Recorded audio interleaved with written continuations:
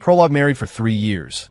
I only accidentally discovered that my wife was actually the CEO of my company. That day, I wasn't supposed to be delivering documents, but I found myself standing outside the VIP suite at the Victory Gala, listening to her voice. Transfer his bonus to my Swiss bank account. Inside the suite, my apprentice, Jared Miller, kept his head down, while General Manager Rachel Cole wore an apologetic smile. The finance director, Sarah Jenkins, cautiously handed over a file. And, sitting at the head of the table, issuing orders, was my wife, Elena Vance. For her, I had given up the chance to study abroad. I had turned down high-paying offers from headhunters. I had even swallowed my pride and accepted unfair workplace suppression time and time again, all because she needed a stable life. But she had been pretending to be poor the entire time. This 3-year marriage, from start to finish, was an elaborately designed scam. My career's setbacks, the withheld wages and bonuses, they were all her tests. Even my startup plans were sabotaged because she never believed my projects could succeed, so she denied me from the shadows. I discovered the truth, resigned, and divorced her to pursue my dreams. Only then did she panic, offering me a promotion, a raise, an investment for my vision. I left without looking back. I didn't need investment from someone who didn't believe in me. I never expected that she would be the one crying. Project Stolen My proposal was a success, but I wasn't the one enjoying the victory. The applause in the conference room was thunderous and unceasing. The projection screen still displayed the AI architecture optimization page, and in the bottom right corner, the signatures were blatantly clear: Jared Miller, Caleb Stone. That's right. Jared Miller's name was listed before mine. Every algorithm module and every line of code on that screen was the result of 3 months of my blood, sweat, and tears. But now, standing on the stage and speaking with confidence, was the apprentice I had trained, Jared Miller. Based on the dynamic optimization of the deep learning model, our team adopted a new sparse training architecture, increasing inference speed by 37%. Jared's voice was steady and confident, but his eyes kept avoiding mine. I clenched my fists. 3 days ago, I had stayed up all night to finish the project documentation. The next day, General Manager Rachel Cole had borrowed it for review. And then, it became the content of my apprentice's presentation today, under her forced arrangement. Even more ironic was Rachel Cole sitting at the head of the table, nodding with approval. She occasionally interjected with supplementary remarks, acting as if this were a joint achievement. After company research, we have decided to promote Jared Miller to Technical Director effective immediately. Rachel's voice rang out. This AI architecture optimization project has created immense value for the company. My fingernails dug deep into my palms as I stared at Jared, who looked flustered on stage. The apprentice I had handpicked was now standing there awkwardly, accepting everyone's congratulations. His gaze darted around, afraid to meet mine. As for the project bonus this time, Rachel pushed up her gold-rimmed glasses. Director Jenkins from Finance will announce the arrangement. The company has decided to adjust the distribution plan, Sarah Jenkins, the finance director, announced, according to the latest allocation results. I stared at her moving lips, but I couldn't hear the rest. According to regulations, a major successful project like this should command a 6-figure bonus. But now, with this new distribution scheme, my bonus was deducted to less than 10% of the original amount. The meeting ended, and the crowd dispersed. Director Jenkins, I angrily blocked the head of finance as she tried to leave. Is there a problem with my bonus calculation? Why is it so low? Seeing me, her expression suddenly became unnatural. According to the latest assessment system, your innovation coefficient is only 0.7. She handed me a form. GM Cole signed it herself. The last column of the form stung my eyes. Deductions team collaboration. -40% plan completeness. -30% my innovation score was glaringly written as 62, department average 85. I stormed up to the general manager's floor. Caleb, I'm sorry. Jared Miller saw me and lowered his head, trying to apologize. Moo! I shoved him aside and forcefully threw open the door to the general manager's office. Rachel, what is the meaning of this? I slammed the assessment form onto her desk. Why? On what grounds? She was leisurely painting her nails, the bright red brush pausing above the pay slip I had thrown down. Caleb Stone, watch your attitude. Attitude? You treat me like this and expect an attitude? I want my bonus and the credit I deserve. Credit? Rachel raised an eyebrow. The company pays your salary. Your work naturally belongs to the company. Caleb, don't be so petty. The company needs teamwork, not individualism. Besides, the company needs to cultivate a reserve of young cadres. Jared fits the company's future planning better. Caleb, you are a veteran employee. You need to look at things from the company's perspective. Bullshit. To hell with the planning. The core solution of this project was mine. Caleb Stone, remember your place. The company pays your salary, so your work results belong to the company. Not convinced? You can quit. I can approve your resignation letter right now. I clench my fists, staring at her in anger. 5 years in this company, and I was being played like this. 2. The gentle wife at 8 o'clock in the evening when I pushed open the door to my home. Only a dim wall lamp was on. The aroma of pot roast mixed with a warm light wafted out. My wife, Elena Vance, was busy in the kitchen wearing an apron. 2 steaming bowls of rice were set on the dining table. You're back. Hearing the noise, she turned and smiled. Did work go well today? I didn't answer. I walked straight to the seat opposite her and sat down, staring blankly at the food. What's wrong? Elena noticed my anomaly and reached out to touch my forehead. Elena, I want to quit, I said suddenly. Elena's fingers froze in midair. Why? She asked softly. Jared Miller was promoted to director, I said. My bonus was deducted until only peanuts remained. I briefly recounted what happened at the meeting, getting angrier as I spoke. I've had enough. What's the point of staying in a place like this? I want to start my own business, design chips, even if I have to start from scratch. Honey, you've been treated unfairly. Elena hugged me gently, comforting me. My irritable mood settled down a lot. Do you want me to go talk to GM Cole? I met her at the annual party. My wife said. My wife worked at the same company as an administrative assistant, though her office wasn't in the same building as mine. No need. I loosened my tie. I'm going to resign tomorrow. But, honey, Elena said carefully, what about next month's mortgage? And it's almost the end of the year, this year's property tax. I slammed the table and stood up. Money, money, money. Is that all you know how to calculate? Every time I plan to quit, you bring up money. You don't care at all if I'm happy in my work. The soup on the table splashed out from the vibration. Elena was startled, her eyes instantly turning red. I'm sorry, honey. I just wanted to be prepared. Her voice trembled. If you're really unhappy, then quit. The money issue. I'll figure something out. Looking at her reddened eyes, the anger in my chest was suddenly extinguished. Thinking about how my wife wrongfully accommodated me. While I couldn't give her a better life and even lost my temper at her, I felt incredibly guilty. Actually, it's not that I absolutely have to fight for this bonus and promotion. I just feel that if I were director, I'd have the chance to realize my dream of making AI chips. I said dejectedly, I know, honey, you've been wronged, and I'm always holding you back, unable to share your burden. My wife hugged and comforted me again. Forget it. I'll keep doing it for now. I won't resign yet. I sat down casually. Elena was silent for a while, then suddenly picked up her chopsticks, took something from her own bowl, and placed it in mine. It was a fried egg. When did you hide that? I was stunned. It was the last one in the fridge. She smiled. You work harder than I do. You eat it. I looked down at that fried egg, my heart feeling inexplicably sour. 3. The wife's anomaly late at night. I was woken up by a message notification on my phone. I opened my eyes groggily. It was a text from Jared. Caleb, I'm sorry. I really didn't know it would be like this. I realized Elena wasn't in bed. The light was on in the bathroom, and I could faintly hear her lowered voice. Yes, get rid of that bag as soon as possible. The price doesn't matter. I just need cash. I frowned and walked lightly to the bathroom door. Through the slightly ajar crack, I saw Elena operating something on her phone screen. On the screen was the interface of a second-hand luxury trading app. She quickly uploaded a few photos, detailed shots of an Hermes bag, in condition that looked nearly brand new. Elena, I pushed the door open. Elena abruptly locked her screen. When she turned around, a trace of panic flashed across her face. Why are you up? Are you selling a bag? I stared at her. Where did you get an Hermes? Oh, a colleague asked me to help sell it. She smiled and reached out to turn off the faucet. She needs money urgently and was too embarrassed to list it online herself. I gave a vague, oh, and didn't ask further. After returning to bed, however, I couldn't sleep.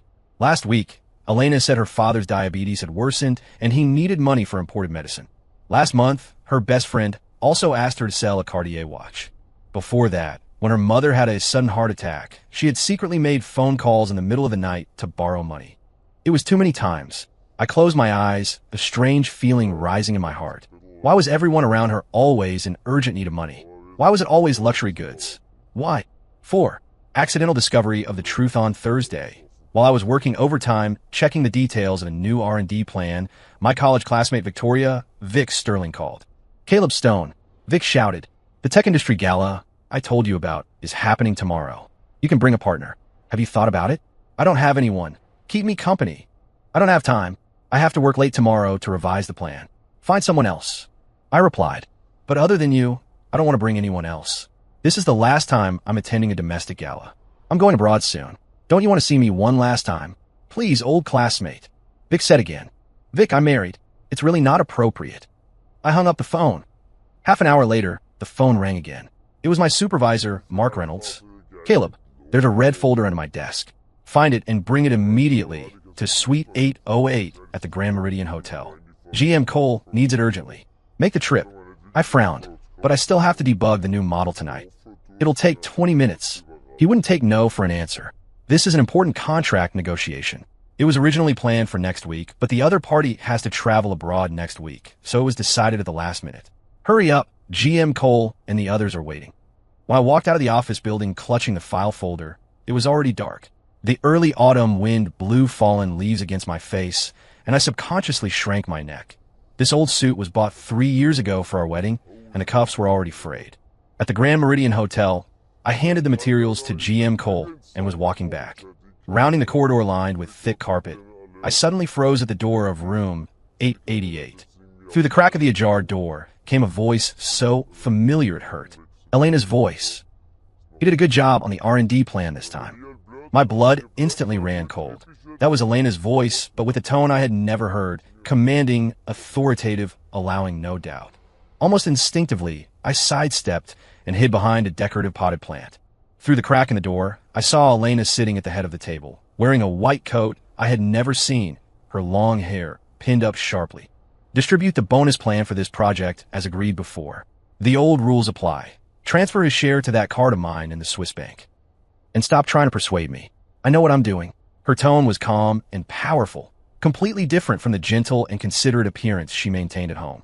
5. The wife's true identity, Elena, tapped her fingertips lightly against a red wine glass. Sitting around her were General Manager Rachel Cole, Finance Director Sarah Jenkins, and my apprentice, Jared Miller. So, this was a celebration banquet for Jared, a celebration that originally belonged to me. But why was my wife here, sitting in the seat of honor, lecturing the general manager and the others? She was clearly just an administrative assistant at the company. Unless... "Elena, seriously, enough is enough," Rachel said, rubbing her temples. "For 3 years, you've made me block his promotions and reject his proposals. The victory banquet should have been his, but we had to steal." "This isn't stealing." Elena took a sip of wine. "This is necessary frustration education." Listening to their words, I was filled with confusion. "But Ms. Vance, Master Caleb's AI architecture is really..." Jared's voice trembled. The way he looked at me today, I couldn't take it. Jared's words left me dumbstruck. The uneasy guess in my heart was confirmed. My wife, Elena Vance, was actually the CEO of my company. We dated for 2 years and have been married for 3.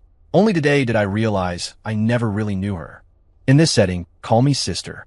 And remember, this is for his own good and for mine. Elena's wine glass hit the table heavily. Back then, my dad had it too easy, and the result. "But don't play too hard," Director Jenkins advised. "We can all see that Caleb loves you so much, and his workability is strong. Why didn't you confess earlier?" "Exactly," Rachel interjected. "These past 3 years, you've made us deduct his bonuses, suppress his performance reviews. Even when he wanted to start a business last time, you had me intercept the investor's email. Isn't that a bit excessive? I don't know what you're thinking. You're clearly the eldest daughter of the Vance family, the president of Vance Industries, yet you put your own husband through endless trials. Start a business? Intercept emails?" I covered my mouth tightly, terrified I would make a sound. 6 months ago, I had indeed contacted an investor. The other party was enthusiastic at first, but then suddenly went silent. So, it was Elena manipulating things from behind. So the investor who suddenly lost contact 6 months ago hadn't given up on me. They simply never received my business plan. 6. Lies and manipulation. You don't understand. Elena's voice suddenly softened. Every time I see him eating cold leftovers to save money, my heart aches too. She twisted the wedding ring on her ring finger. But only this way will he need me forever. Jared lowered his head, his voice guilty. "Elena, Caleb has been really sad these past few days. That plan was clearly his life's blood, yet you made me present it. And you gave his promotion opportunity to me.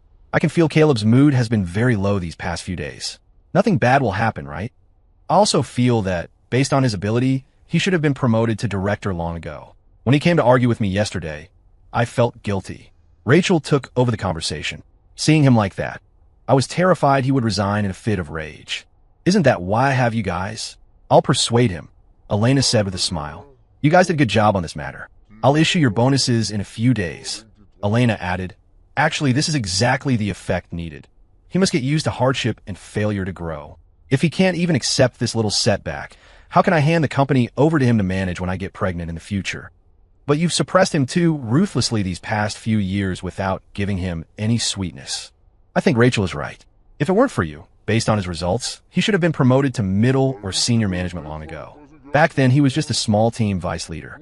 Sigh, I feel it's unfair for my brother-in-law. Sarah Jenkins said. Elena remained silent, as if thinking about something. Elena, when do you plan to tell him the truth? Rachel asked. After all, he truly loves you. Don't play until you lose him. Elena paused, her tone softening slightly. Wait a bit longer. But, after this project, I really should give him some encouragement. Next month, adjust his salary. Give him a 10% raise. Only 10%. Sarah Jenkins couldn't help raising her voice. His current salary isn't even at the industry average. So what? Elena raised an eyebrow. Besides, men go bad when they have money. Isn't his money my money? It's only right for a wife to manage her husband's money. And this is asset management. Elena said, his monthly salary is $10,000, and I take $8,500. Doesn't that still leave him with $1,500? If not for my careful planning, he would have been scammed by those startup frauds long ago. So my salary was more than my current $1,500. Even so, every performance review deducted about 20%. I received just over $1,000. In this city, after the mortgage and necessities, almost nothing was left. But President Vance, Jared was very worried. Oh, let's not talk about this. At worst, I'll give him more compensation in the future. Drink, drink. Elena beckoned everyone. Then, the room filled with laughter. He will understand me. She put down her glass, her voice suddenly soft. When the probation period is over, I will transfer 20% of Vance Industries' shares to his name. It seemed like she was telling everyone, but also like she was telling herself. By the way, the tech industry is holding its annual gala tomorrow. Don't forget, Elena reminded them. Don't worry, we won't forget. We've been ready for a long time.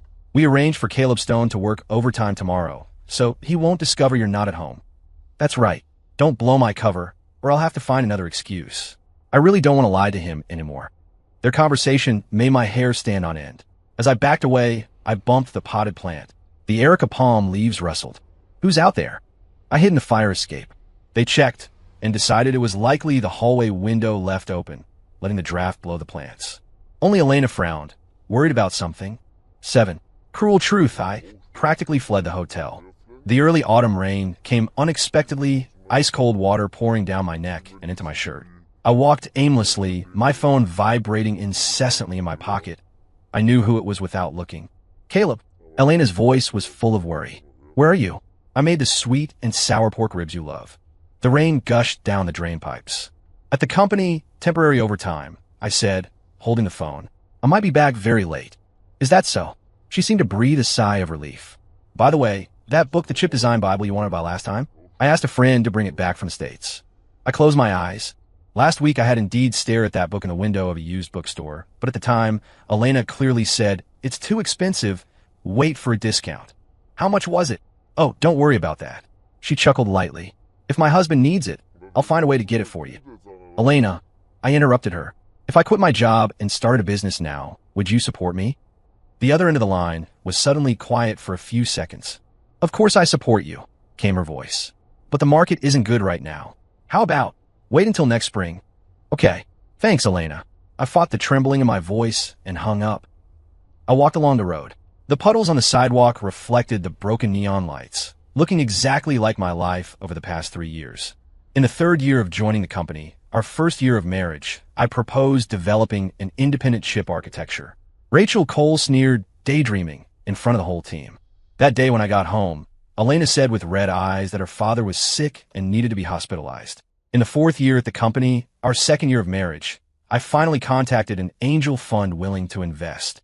I stayed up all night writing the business plan, but it was like throwing a stone into the ocean. That same week, Elena's best friend suddenly needed to sell her wedding house for an emergency. Thunder rumbled in the distance. I suddenly remembered that snowy night 6 months ago. I wrapped myself in a down jacket and waited at the entrance of the VC firm until early morning, only for the receptionist to say sympathetically, "Mr. Stone, we really didn't receive your BP email. Last month, I secretly drove Uber at night for a month. Exhausted, I almost got into a car accident, just to give Elena a good birthday. And only now did I understand that money should have been my quarterly bonus. 5 years of acquaintance, 3 years of marriage. It turned out I had always been her puppet, everything under her control. The understanding and support that made me feel guilty were nothing more than the hunter's pity for the prey. The tenderness I thought was real was just the leeway of a manipulator. My 3-year marriage was just a carefully designed Truman Show, and I was the only actor who didn't know. My keychain still held the couple's charm from our anniversary. I ripped it off and threw it into the trash can. The rain fell harder. I stood at the intersection, watching the financial news looping on the mall's LED screen. Tomorrow, no, starting right now, I would take back control of my life. I took out my phone and called Vic. "Vic, I'll go with you to the tech gala tomorrow." "Great." I could sense Vic smiling happily on the other end. Rainwater dripped from my chin onto the phone screen, blurring the message Elena just sent. "I left soup for you. Remember to drink it while it's hot when you get back." I fumbled for my phone and dialed the number of a friend I hadn't contacted in 3 years, who was starting a business in Europe. "Ben, the project you mentioned last time. I agree to join. That's awesome. You're finally willing to leave the States." Ben Carter replied happily. 8. Showdown on Friday evening. I stood in front of the mirror, adjusting my tie. This navy blue tie was bought in college. I rarely used it, but today I suddenly dug it out from the depths of the closet. My phone vibrated. It was a message from Vic, 7 p.m., Grand Meridian Hotel lobby. I stared at the screen, my thumb hovering over the keyboard, and finally just replied, "Okay." Vic was my college classmate, now a VP at an investment bank. A few days ago at a class reunion, she heard my work wasn't going well recently and half-jokingly said, "There's a reception on Friday. I need a male companion. Do you want to come and clear your mind?" I didn't agree then, but now, I put on the only suit jacket that was still presentable. When I pushed open the door, the cold wind rushed in. The banquet hall of the Grand Meridian was resplendent. When Vic took my arm and we entered, I was still a bit dazed.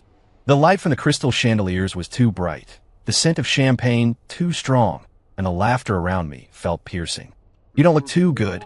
Vic handed me a glass of sparkling water. "Want to go to the terrace for some air?" I shook my head, but my gaze was nailed to a scene by the side door of the banquet hall. It was a VIP room separated by a glass curtain wall. Elena was standing inside. She was wearing a silver gown I had never seen before, her hair pinned high, speaking fluent English.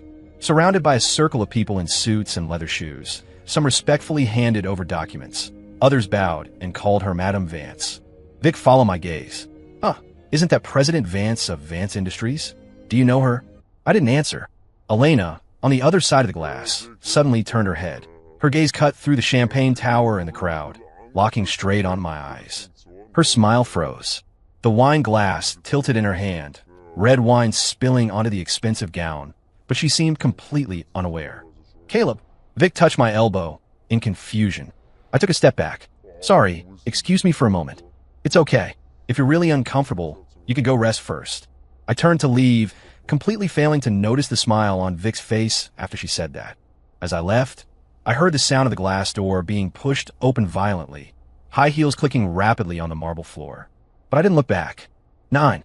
Showdown, Part 2. On the way out of the hotel, I recalled every detail of the past 3 years. All the clues suddenly became clear. Why my year-end bonus was always deducted by more than half for various reasons like company difficulties. Why every time I proposed leaving, Elena would use various reasons to dissuade me. Why we clearly had a decent income, but kept living in our current ordinary apartment. Why my salary card was always kept by her. It was all a lie. A carefully designed scam that lasted 3 years. A live-action version of The Truman Show. Elena's high heels made rapid sounds on the marble floor. She grabbed my wrist with surprising strength. "Caleb, don't go." Her chest heaved violently, the silver dress soaked in red wine. "Caleb, I'm sorry. Listen to my explanation." I shook off her hand. "President Vance, what act is this?" "Honey, don't be like this. It's It's not convenient here. Let's go home together now. We can talk properly at home.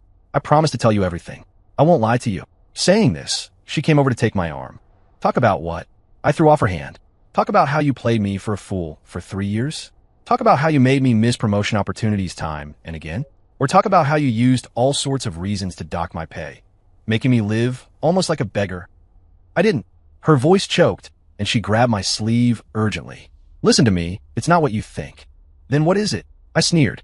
Is it that you shouldn't have lied to me for 3 years? Or shouldn't have played me for a fool? Her lips trembled. I just wanted to make sure you loved me for me, not for my money and status. So you made me live like a beggar? I suddenly raised my voice. Made me squeeze onto buses and subways every day to save money? Made me act like a grandson to Rachel Cole for a $2,000 reimbursement. Rain hit her pale face, mixing with tears. By the way, General Manager Rachel Cole is also your accomplice, right? She executed all your arrangements. Elena remained silent, clearly admitting it by default. Seeing my state, her expression finally changed. Her brow furrowed slightly, as if she hadn't expected me to be so angry. 10. Wife's apology. Honey, I'm sorry. I can compensate you in the future. She hurriedly pulled a card from her clutch. There's $1 million in here. It's what you deserved all these years. I stared at the black card and suddenly laughed out loud. Money again. Elena, besides solving problems with money, what else can you do? I didn't mean that. She panic-shoved the card back in her bag. I just wanted to. Wanted to what? Still want to control me? I took a step back. Do you know how I lived these past 3 years? Every payday, you said the family was struggling and we had to save. I hesitated even to buy a bottle of water. While you... I pointed toward the hotel. You're in there, drinking wine worth thousands a bottle, watching me wag my tail and beg like a dog. Is it funny? She said uneasily. Honey, I didn't... I just... Just what? Testing me. I stepped closer. Or worrying that men go bad when they have money. Intentionally exploiting me. She trembled all over. I didn't mean that. I just love you too much, afraid of losing you. Love me? My voice was hoarse. No, you don't. You only care about your game. She suddenly lunged forward and hugged me, the cold gown sticking to my chest. I'm sorry. I really know I was wrong. Let's go home first, okay? I promise to tell you everything from now on. I stood stiffly, smelling the familiar perfume on her. The Chanel, she said, was a birthday gift from a best friend, priced equivalent to 3 months of my wages. Home. I slowly pushed her away. Which home? That cage you carefully designed? It's not, she cried, trembling. I really love you. Love. I wiped the rain from my face. Elena, you don't understand what love is at all. As I turned around, she grabbed the corner of my clothes tightly. Please, give me one more chance. I yanked my clothes away forcefully. No, not anymore. The street light at the alley entrance suddenly flickered, illuminating her pale face. Her lips moved, and finally, she just whispered, Honey, it's raining hard outside. I'll call a DRA friend to drive you back. I didn't look back, walking deep into the curtain of rain. 11. Promotion and raise on Monday morning. I took leave and went to a law firm. The lawyer pushed a document over. Mr. Stone, given your situation, you can actually claim more compensation. No need. I interrupted him, flipping to the last page to sign. Just the part one deserve. I don't want a penny more. When I walked out of the law firm, the sunlight stung my eyes. There were over a dozen missed calls on my phone. The latest text message read, I'm waiting for you. Please give me another chance. I'll give you a proper explanation. Elena's missed calls piled up in the notification bar, her texts gradually shifting from apologies to begging. Caleb, let's talk. Please, answer the phone, okay? Are you really going to do this to me? In the afternoon, I returned to the company. Before long, Mrs. Lee from HR came to find me. Caleb, the president wants to see you. Colleagues around us looked up in unison. Jared looked at me with an apologetic expression. I closed my laptop and went with her. Pushing open the heavy solid wood door of the CEO's office, I saw Elena standing with her back to me in front of the floor-to-ceiling window. Sunlight plated a gold rim on her through the glass. General Manager Rachel Cole was sitting on the sofa nearby, reporting something to her. Hearing the door open, Elena's shoulders clearly trembled. She turned immediately, wearing a smile. Caleb, you're here. Sit down. Her voice was a little hoarse. Rachel Cole tactfully gathered her documents and left, closing the office door behind her. I placed the divorce agreement on the coffee table and pushed it across. No need. I've already signed the divorce agreement. Except for the salary I'm owed, I didn't ask for anything extra. Elena's expression changed. Today she wore rare light makeup, but couldn't hide the dark circles under her eyes. Her wrist, exposed from her beige blazer, was shockingly thin, the wrist bone protruding against the cheap watch I gave her, a Valentine's Day gift from 3 years ago. She was wearing it today. "You've lost weight," she said suddenly. I replied, "All thanks to you." The words stabbed her like a knife. "Caleb, let's not divorce, okay? I can compensate you."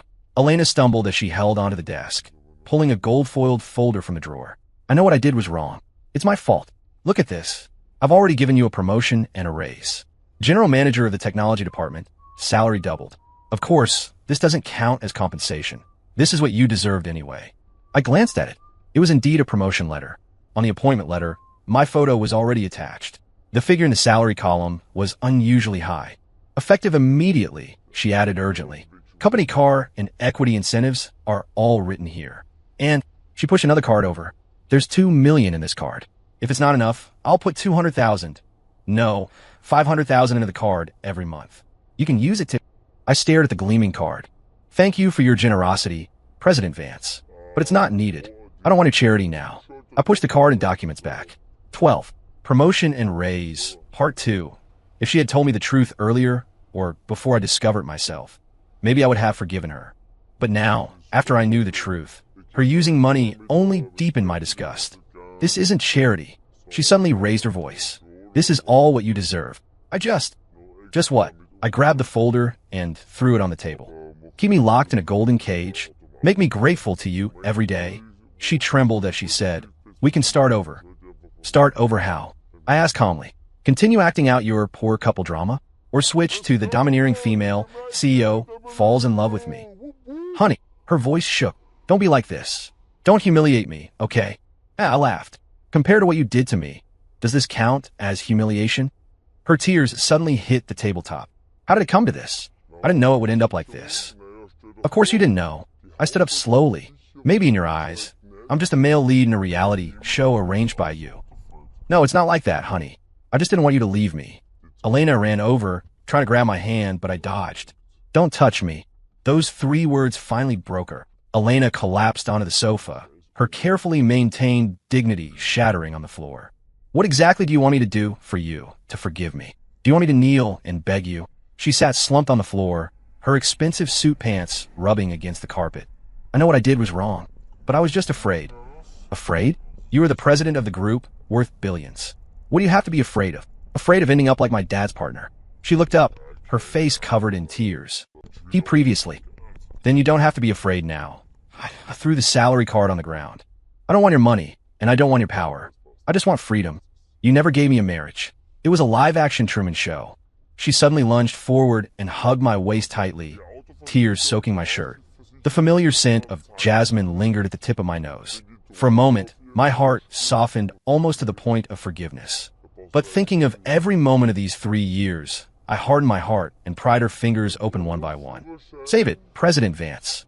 As I walked to the door, her hysterical shout came from behind. "Caleb, you can't go. Security, stop him." The moment I turned the handle, I saw Rachel Cole standing in the hallway with 2 security guards.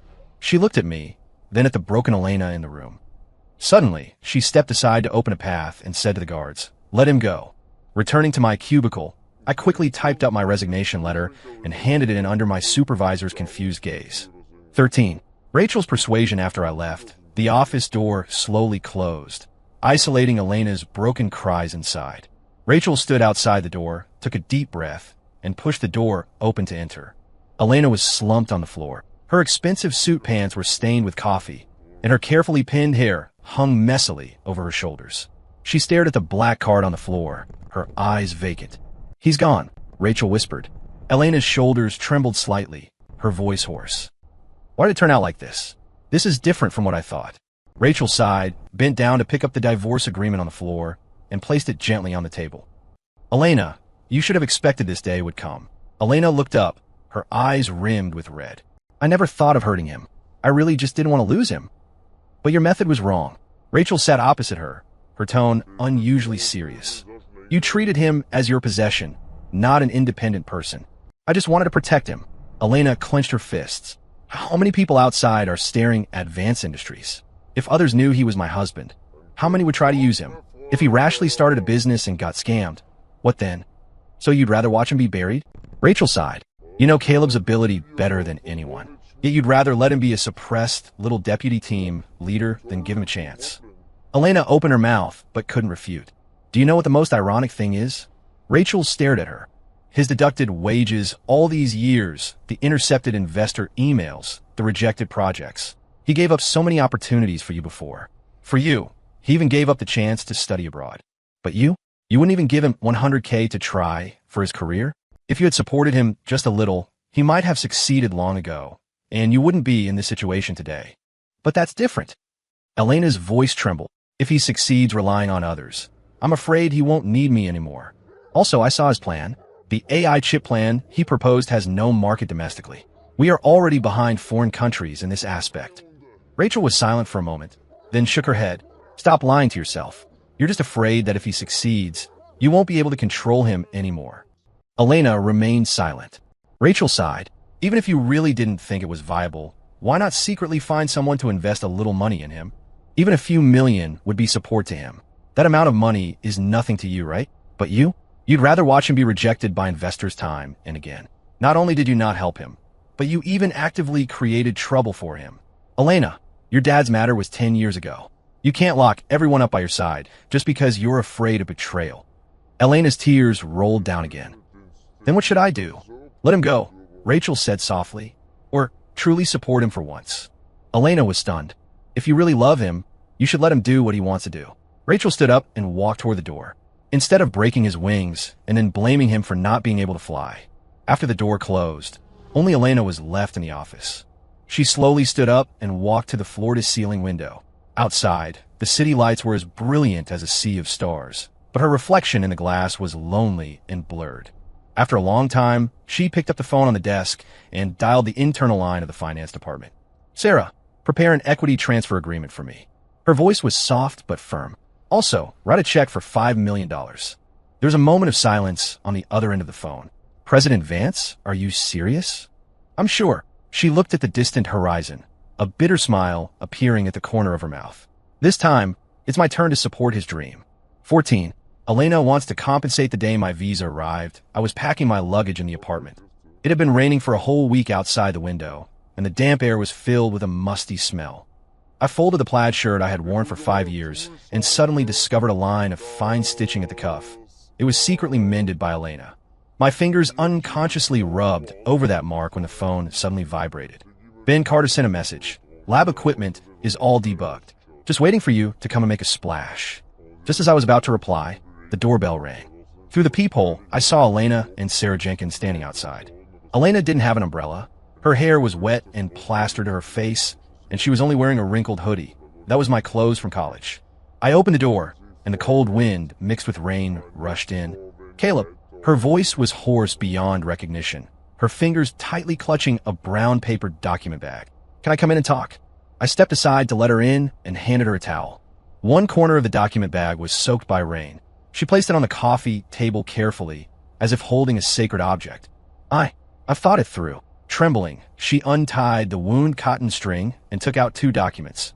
Vance Industries' 20% equity transfer agreement, a check for $3 million. This is for you. I know you want to start a business. Actually, there's no need to go abroad. You can do it domestically too. I didn't reply. Is this not enough? She looked up at me, her eyes red as if she had cried all night. If it's not enough, I can. If you invest in me now, I suddenly interrupted her. Aren't you afraid the project will fail and you'll lose money? She froze for a moment, then broke into a weak smile. It doesn't matter. As long as you're happy, honey. That sentence was like a knife, accurately inserted into my heart. So in her eyes, my startup was always just a toy to coax a child. She never believed I would succeed. That's very generous of you. President Vance? I sneered. Unfortunately, I don't need it. I pushed the documents back. The file bag fell to the floor with a slap. She panicked and squatted down to pick it up. It's not like that. She grabbed the handle of my suitcase. I checked the data. You're heterogeneous computing architecture, really. You checked the data? I raised my voice sharply. 3 years ago, when I stayed up all night writing the plan, you said it was an unrealistic fantasy. Last year, when I wanted to find investors, you had Sarah Jenkins intercept all the emails. Now, you suddenly checked the data. She flinched at my shouting, but soon lunged forward to hug my waist again. I was wrong. I really know I was wrong. 15. She still doesn't believe I can succeed. Her best friend Sarah Jenkins couldn't stand it anymore and stood at the door advising, Caleb Stone, stop throwing tantrum. Elena indeed did wrong in this matter, but you are husband and wife. Couples fight at the head of the bed and make up at the end. You have always loved each other the most in your hearts. Why make such a fuss over these small things? She took an assessment report from her briefcase. This is the technical due diligence I did behind Elena's back over the past 2 days. Your architecture is indeed feasible. Elena turned her head in shock. Sarah, Elena, I can't watch this anymore. Sarah walked straight in and put the report on the table. Caleb Stone, don't hold a grudge against money or dreams. Elena had her difficulties doing what she did before. Just forgive her. Difficulties. I laughed, looking at Elena. When it comes down to it, you still don't believe from the bottom of your heart that this project can succeed.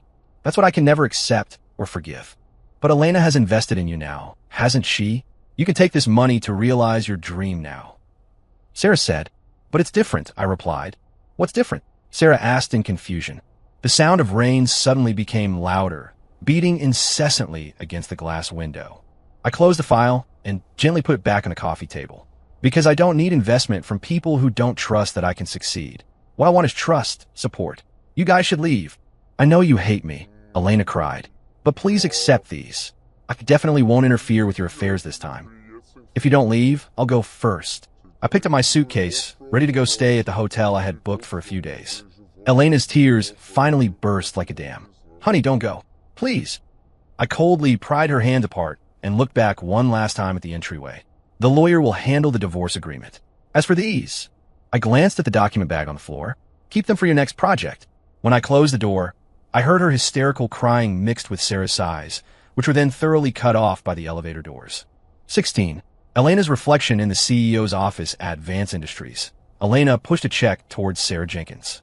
Do you think a $5 million check is enough? Or should I deposit it directly into his account? Her voice was hoarse, dark circles heavy under her eyes. Or should I prepare a car for him too? Sarah stared at the flamboyant signature on the check and sighed. Elena, do you think what Caleb wants is money? Elena gripped her fountain pen tightly. Then what can I do? I just want to compensate him. If he feels wronged, I can apologize publicly. Does he want a position? I'll make him vice president. Wants to realize his dream. Elena, calm down. Sarah sat opposite her. Have you ever thought that what Caleb really cares about isn't money at all? Then what does he care about? Elena looked up sharply, her voice raspy. I promoted him, gave him equity. I'm even willing to hand the entire Vance Industries over to him. But giving him cars, money, promotions, and raises now is useless. What Caleb cares about most right now isn't these things, but that you lied to him for 3 whole years. But if I don't compensate him now, what can I do? Thinking about how he suffered so much because of me these past few years, my heart hurts too. As long as he doesn't leave me, I can give him whatever he wants. He wants dignity. Jared Miller suddenly spoke up. The office went instantly quiet. President Vance, what Caleb hates most isn't that you hid things from him, but that from start to finish, you never treated him as an equal. Jared said in a low voice. You designed tests for him, manipulated his career, and now you want to fix it with money. If it were you, could you accept that? Elena's fingers trembled slightly. I just really didn't want to lose him. But doing this will only push him further away. Jared sighed. From a man's perspective, you're putting him in a dead end. Either accept your investment. You might think, see, he forgave me for money in the end, but if he doesn't accept, your relationship is completely finished. It's an unsolvable problem. Right, whether Caleb takes it or not, it's a lose-lose. Taking it makes him look greedy. Not taking it leaves absolutely no room. You're rubbing his dignity into the ground. Sarah said, no, it won't be like that. If he really accepts, I won't. By the end, even Elena lost confidence. If Caleb really stayed for the money, would she truly have no misgivings? Thinking through the key point, Elena fell into true fear. She felt uneasy, both wanting Caleb to accept her investment and forgive her, yet not wishing for him to be with her truly for the money. Elena felt she had entered a dead end. She felt despair. It was as if she was really starting to lose him. She regretted deeply why she hadn't listened to Sarah and the others' advice to confess voluntarily earlier. Perhaps given her proactive and sincere attitude, Caleb would surely have forgiven her, at least not leading to such a passive situation as now. Then what should I do? Elena covered her face with both hands and lowered her head. What men care about most is face, Sarah comforted her, continuing. You lied to him for 5 years, and now you're throwing money at him. He'll only feel you're giving charity, not apologizing. Jared nodded in agreement. Right, President Vance. Caleb isn't the type of person who can be bought with money. If you really want to win him back, you should lower your stance and apologize sincerely, instead of using material compensation to cover up mistakes. Elena's tears suddenly fell. Then what should I do? Confess everything. Sarah held her hand. Tell him everything you've hidden over the years. Give up control over him, and let him choose whether to forgive you. But Elena's voice shook. If he still refuses, then at least you tried your best, Jared said softly, instead of burning up the last bit of affection with money like now. Jared is right. You're a woman. Learn to retreat to advance. Conquer rigidity with softness. Men, after all, always care about saving face. Okay, I'll try. Elena bit her lip and finally nodded. Late at night, Elena sat alone in the study. Spread on the desk was a list of lies she had woven by hand over 7 years. Falsified payslips, intercepted email records, false family crisis timelines. Every line of text was like a whip lashing her heart. She picked up the wedding ring she had never taken off. Engraved on the inside was the date we got our marriage license. The pen tip hovered over the letter paper for a long time before finally descending. 17. The farewell letter 1 week before departure. I received a call from Elena. When I left previously, it was too rushed and I left behind many items. Now receiving Elena's call, I was informed she had organized the personal items I missed. So, I returned to my former home once again to retrieve these objects. Entering the room, Elena wasn't there. The things had already been organized by her, sorted neatly. In a trance, it felt as if I had returned to the 3 years of marriage. Wait, these 3 years of happy life felt very dreamlike to me, but I knew it was all fake. Together with the luggage was a letter. I hesitated for a moment, but still opened it. Caleb, when you see this letter, I should have already signed the divorce agreement. For the 3 years we were married, I always said I was testing you, but actually I was testing myself. I was afraid of repeating my father's mistakes, but in the end, I became the kind of person I hated most. You were right. We were together for 5 years. Actually, I knew long ago that you truly loved me, but I don't understand why I kept lying to you. I kept thinking I'd tell you in a while, and a while lasted until now. That night you almost had an accident driving Uber, I saw it. But I sat in the car, crying until I suffocated, yet I still let the driver drive away. Because the cowardly Elena Vance believed that only if you had nothing would you need me forever. Only when I saw your back at the airport did I understand. The person who truly has nothing is me. The ring is left in the old place. It's not charity. It's returning it to its original owner. Inside here is your salary card. I deposited a sum of money into it. This isn't compensation, but what you earned. Your normal salary and bonuses from the company over 3 years. Forgive me for taking the liberty of saving it for you before. You're going abroad now. You'll definitely need money urgently. I also canceled the non-compete agreement. If you don't want to go abroad, you can develop domestically too. I'm sorry and thank you for loving the me who wasn't worth loving. You deserve better love. Always loving you, Elena. Outside the window, the rain stopped unknowingly. The sycamore trees outside rustled. In a daze, I went back to that midsummer several years ago. Elena, wearing a white dress, stood under the tree, holding the startup proposal that had been rejected multiple times by me. Caleb Stone, I'll wait for you to succeed. At that time, there was light in her eyes, unlike later, when only paranoid shadows remained. Thinking of this, my eyes began to burn, the soft spot in my heart touched. But I knew some roads, once taken wrong, are hard to turn back from. I folded the letter into a paper airplane and gently tossed it into the evening breeze. 18. Airport send-off. There was less than an hour before boarding time. I sat in the departure hall, watching planes take off and land. Elena came, standing not far away. She didn't bring an assistant, clutching a document bag in her hand.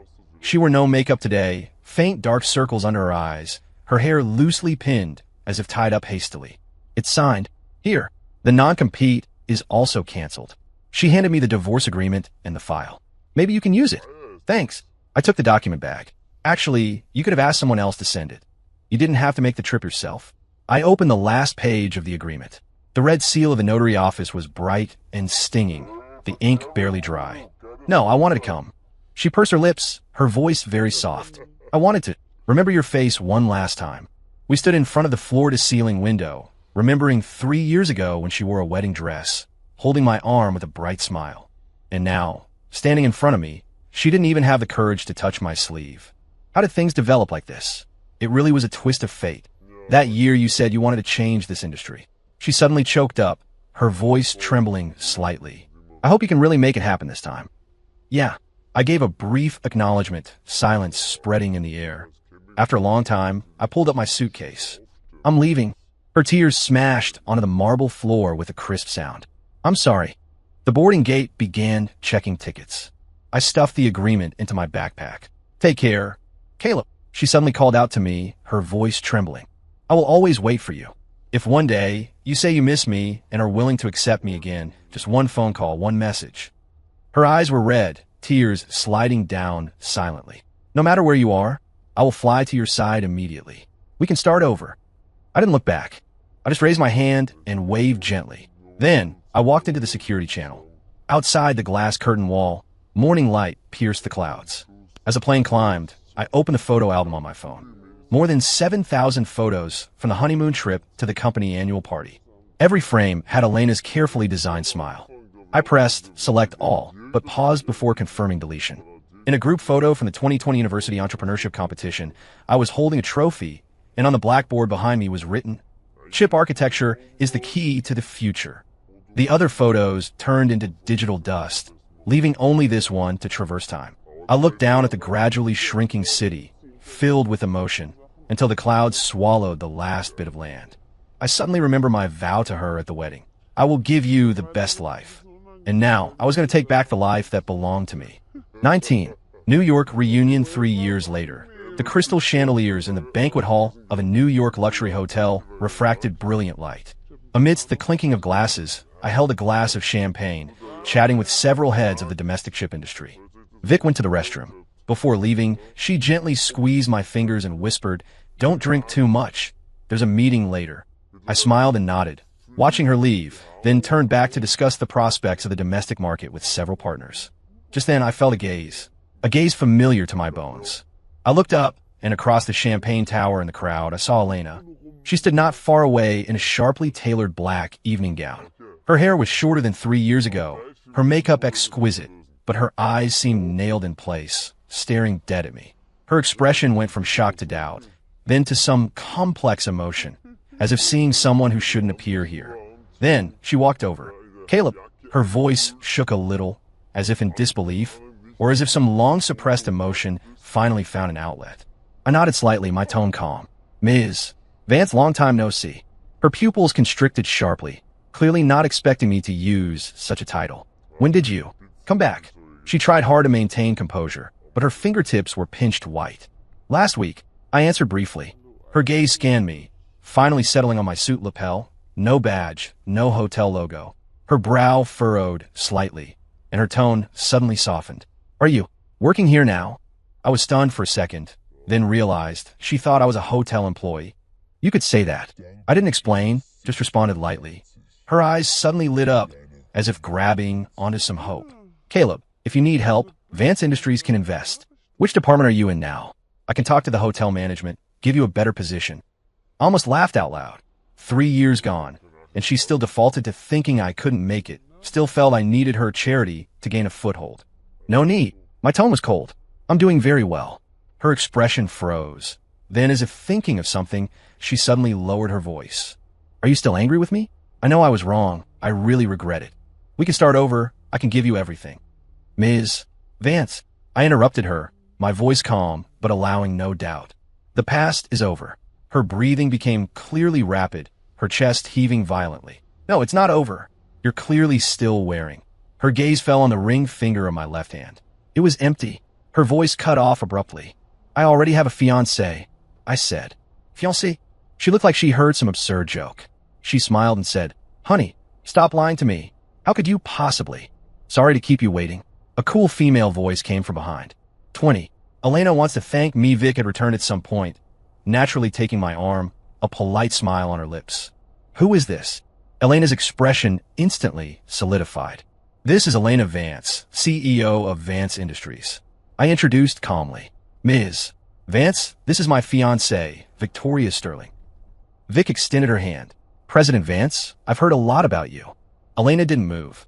Her gaze darted back and forth between Vic and me, finally staring dead at my face. Her voice pressed extremely low. Fiancé? Caleb, are you joking? No, we're getting engaged next month. I shook my head, my tone flat, as if just stating a very ordinary fact. Her breathing was clearly disordered, her chest heaving violently, as if someone suddenly strangled her throat. You really? Her voice was squeezed out from between her teeth. Then your project abroad succeeded? I didn't answer, just gently swirl my wine glass. Vic smiled and supplemented at the right time. Mr. Stone is now the global head of technology for Nextech. This return to the country is to move the core R&D center to New York. Elena's face went instantly pale. Nextech, 3 years ago, just a startup team in Zurich, now a leading enterprise in the international chip industry.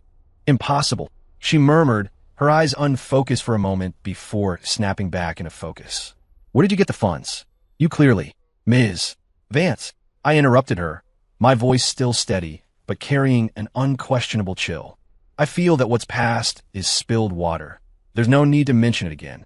Her lips trembled as if she wanted to say something more, but just then, the banquet host took the stage, announcing the start of the cooperation negotiation session. I nodded slightly. Excuse us. The moment I turned, she suddenly grabbed my wrist, her strength surprisingly great. Wait, Caleb, Vance Industries can invest. We can collaborate. Whatever conditions you want, we can discuss. Her nails almost sank into my skin, her eyes mixing despair and final stubbornness, as if this were the only life-saving straw she could grasp. I gently pulled my hand back, my tone distant and indifferent. No need. Her fingers froze in midair, finally slowly dropping. For the business negotiation that night, I let another executive on the team handle the interface with Vance Industries. Vic asked me on the way back to the hotel, not going personally? I shook my head. No need. It's the same if Director Lee goes to negotiate. She didn't ask more, just gently held my hand. Outside the car window, New York's night view was flowing with light and color. The glass curtain walls of skyscrapers reflected countless lights, like a dream that never ends. And I was finally no longer a character trapped in someone else's script. 21. The final farewell of the day the bid results were announced. Elena came to my office personally. She wore a sharp white suit, exquisite makeup, holding a dark blue gift box in her hand, with a long-lost smile on her face. Congratulations on winning the bid. I stood up, extending a hand out of courtesy. She didn't shake hands but placed the gift box directly on the table, her voice containing unconcealable excitement. This is a collector's edition Bordeaux I brought back from France. I never could bring myself to open it. I glanced at the gift box and didn't respond. I know, winning the bid this time must be because of you. She took a step forward, eyes shining with some kind of expectation. Although you don't say it, I understand, you still care about me. President Vance. I interrupted her, my tone calm. You won the bid because your proposal was indeed excellent. Nothing more. She froze for a moment, then laughed involuntarily. Caleb, you don't have to be like this. I know there are several companies with strength equal to ours. If it weren't for you. I pressed the intercom. Ms. Lee, bring in the assessment report for Vance Industries. A few minutes later, the report was spread open in front of her. Technical innovation score, 92. 5, far exceeding the second place's 76. 8. I pointed to the most critical column. Do you know why? Her gaze fell on the technical details and suddenly froze. This is the heterogeneous computing architecture you rejected 5 years ago. I closed the file. Now, it has become the core competitiveness for your winning bid. Her fingers trembled slightly, her voice almost squeezed out of her throat. Yep, you knew all along. Business is like this. I looked out the window, sunlight spilling through the glass onto the desk. There are no eternal losers and no eternal winners. Elena's breathing became noticeably rapid. If I had supported you back then, her voice choked. Would we not have? The past, I don't care about it anymore. I calmly interrupted her. Now, we are just business partners. This cooperation is for the development of the national chip industry, nothing more. Her tears suddenly smashed onto the assessment report, blooming into a small water stain. I am sorry. What I regret most is that I didn't trust your vision back then. She looked up, eyes blurry with tears. If I could do it over, I would definitely. There are no ifs. She suddenly stepped forward, wanting to hug me. I took half a step back, only extending a hand in a polite blocking gesture. Her arms froze in midair, finally slowly dropping. She forced a smile, said goodbye to me, and turned to leave. Her back looked much more hunched than when she arrived. The moment the door closed, my phone vibrated. It was a message from Vic. What do you want to eat tonight? I just learned how to make braised ribs. Is that okay? I smiled and replied, sounds good. Sunlight poured in from the floor-to-ceiling window, illuminating the entire office. And that unopened red wine gift box lay quietly in the shadows. Story complete.